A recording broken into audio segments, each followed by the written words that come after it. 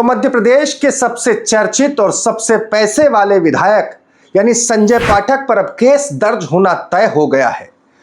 Case दर्ज क्यों हो रहा है ये जानना भी बहुत दिलचस्प है। आप सोच रहे होंगे कि उनकी जो माइनिंग कंपनियां हैं उनके द्वारा जो अवैध खनन किया गया जिस पर सरकार ने केस पेंडिंग कर रखा है, क्या उस मामले में केस दर्ज हो रहा है? तो मैं कहूंगा कि जुड़ा जरूर है, लेकिन ठीक उस मामले पर भी नहीं। उस पर जो कुछ कार्रवाई होना, केस होना, वो बाकी है।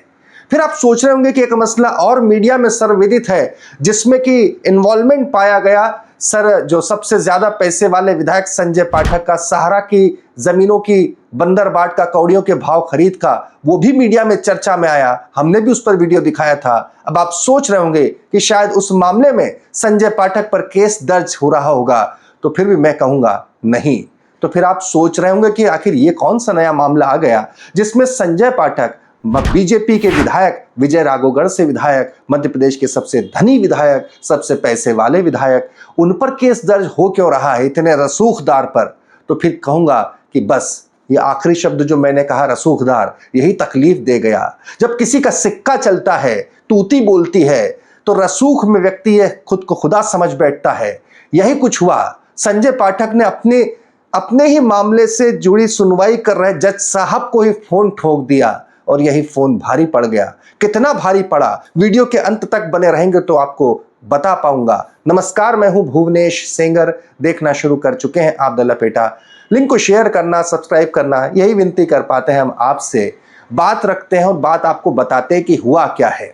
मसला दरअसल है कि मध्य प्रदेश हाईकोर्ट के जस्टिस से संपर्क का मसला। दरअसल जो विधायक है विजय राघवगढ़ से संजय पाठक है, इनके ऊपर कोर्ट में एक सुनवाई चल रही थी। मसला ये था, याचिकाकर्ता कटनी के आशुतोष मनु दीक्षित ने इनकी कंपनियों के द्वारा जो अवैध खनन किया गया जिसकी जांच ईओडब्ल्यू कर रहा था, वो जांच में जो देरी ढिलाई हो रही थी उसको लेकर याचिका दायर की थी। इसी मसले को लेकर इसके पहले जो सुनवाई कर रहे थे, 1 सितंबर 2025 को हाईकोर्ट जज जस्टिस विशाल मिश्रा बाकायदा ये लिखते हैं अपनी कार्रवाई में, ये आपके सामने है। ये लिखते हैं कि बीजेपी विधायक संजय पाठक परिवार के खनन कंपनियों पर जो केस चल रहा है उस पर उन्होंने मुझसे चर्चा करने की कोशिश की और मुझे इस मामले में फोन किया। ये बाकायदा ये लिखा हुआ है उनके द्वारा। इसीलिए उन्होंने ये भी कहा कि रिट याचिका सुनवाई से उन्होंने इनकार कर दिया।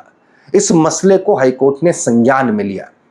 मामला 2025 सितंबर का, हम बात कर रहे हैं इस वक्त अप्रैल 26 में। तब से लेकर हाईकोर्ट को कार्रवाई तो करनी थी लेकिन हुई नहीं। इस मसले पर भी फिर याचिकाकर्ता आशुतोष मनु दीक्षित ने फिर से हाईकोर्ट को जगाया कि ऐसा कुछ हुआ था। इसके बाद में हाईकोर्ट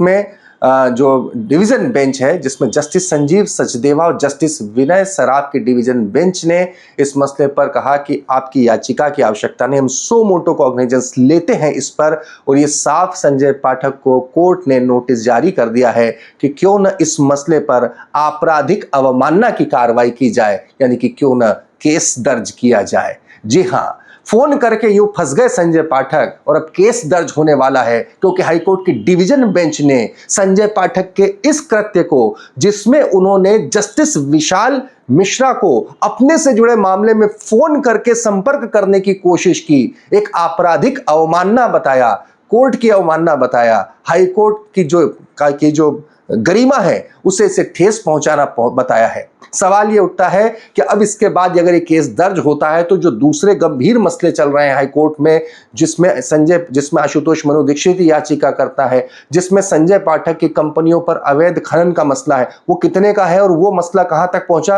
वो मैं आपको आगे बताऊं। उससे पहले इस मसले से जुड़े जो याचिकाकर्ता के जो एडवोकेट है जो है उनका क्या कहना है ये सुन लीजिए। कटनी निवासी आशुतोष दीक्षित जी का एक मामला श्री विशाल मिश्रा साहब की कोर्ट में चल रहा था जो माइनिंग से संबंधित था, जिसमें उन्होंने श्री संजय पाठक के खिलाफ कई आरोप लगाए थे। और उस याचिका की सुनवाई के दौरान संजय पाठक जी ने न्यायाधीश महोदय को फ़ोन पे अप्रोच किया और उनसे कहा कि मैं आपसे मिलके इस केस को डिस्कस करना चाहता हूँ। चूँकि स्वाभाविक तौर से ये एक मतलब न्यायिक प्रक्रिया में हस्तक्षेप करने जैसी बात थी, तो इसलिए श्री विशाल मिश्रा जी ने जब कोर्ट में केस की सुनवाई हुई तो उसमें आर्डर शीट में इस बात को लिख के कि हमारी फ़ोन पे उनसे बात हुई और उन्होंने हमसे अप्रोच किया, इसलिए मैं इस केस से सुनवाई नहीं करूंगा, और प्रकरण को उन्होंने माननीय मुख्य न्यायाधीश महोदय को आगामी कार्रवाई के लिए भेज दिया। ये सितंबर 2025 की बात है। स्वयं उसका काग्निजेंस लेते हुए स्वप्रेरणा से अपनी तरफ से कंप्लेनेंट के रूप में इसको क्रिमिनल कंटेम्प्ट के रूप में संजय पाठक के खिलाफ रजिस्टर करने का आदेश पारित किया। मतलब कोर्ट खुद कंप्लेनेंट बन के उसने केस। हाँ, तो संजय पाठक जो कि काफी चर्चित विधायक भी हैं, लेकिन लगातार कहें कि एक के बाद एक अगर फंसते जा रहे हैं तो इसमें कोई अतिशयोक्ति होगी नहीं। ये एक मसला हो गया, लेकिन बड़े गंभीर मसले उन कार्रवाइयों की कगार पर हैं। दरअसल जून 2025 में याचिकाकर्ता आशुतोष मनु दीक्षित ने पाठक परिवार, संजय पाठक परिवार की कंपनियों के द्वारा जो अवैध खनन किया गया, 1000 करोड़ से अधिक का नुकसान पहुंचाया सरकार को, इस आरोप के साथ याचिका दायर की। ईओडब्ल्यू जिसकी जांच कर रही थी, वो जांच में देरी और ढिलाई को लेकर भी इस याचिका में बात रखी गई है। इस मसले के ऊपर इसी बीच में खनिज विभाग जो है वो 443 करोड़ का जुर्माना लगा देता है संजय पाठक की कंपनियों पर। वो जुर्माना अभी पेंडिंग है, वो अभी भरा नहीं गया है, वो मसला वो सरकार को वसूलना बाकी है। अब देखना है कि हाईकोर्ट के इस रुख के बाद वो तमाम मसले जिसमें सरकार को कार्रवाई करनी है, क्या उसमें तेजी आती है, या सरकार, क्योंकि बीजेपी के विधायक हैं, बीजेपी की सरकार है, हालांकि जो भी कार्रवाई हुई वो याचिकाकर्ताओं के द्वारा जो मुद्दे उठाए गए उस पर हुई, लेकिन जो मंथर गति है उस पर भी सवाल उठते रहे। सवाल ये भी उठते रहे कि हो सकता है कि संजय पाठक की पहले सेटिंग ना हुई हो, अब नए मुख्यमंत्री से सेटिंग हो भी गई हो, इस तरह की बातें। लेकिन हम इस तरह की बातों की न पुष्टि करते हैं, जो बातें उठती हैं हम तो वो पुख्ता चीज बताते हैं कि खनिज विभाग के द्वारा 443 करोड़ का जुर्माना संजय पाठक की कंपनियों पर लगाया गया है। पहला मसला जो कि कार्रवाई पेंडिंग है, वसूला जाना बाकी है। दूसरा महत्वपूर्ण मसला इस मसले पर, जिसमें सहारा की जमीन को लेकर, जो मध्य प्रदेश में जमीनें थी, भोपाल से लगी हुई जमीन, जबलपुर की जमीन जो संजय पाठक के परिवार से जुड़ी, उनसे जुड़ी कंपनियों ने जिसे औने पौने दामों में खरीदा, उसी मसले को लेकर सहारा कंपनी के ओपी श्रीवास्तव जो कि इस वक्त जेल में है, उसकी तहकीकात भी बेहद धीमी रफ्तार से चल रही है, यानी उस पर भी अभी कार्रवाई होनी बाकी है।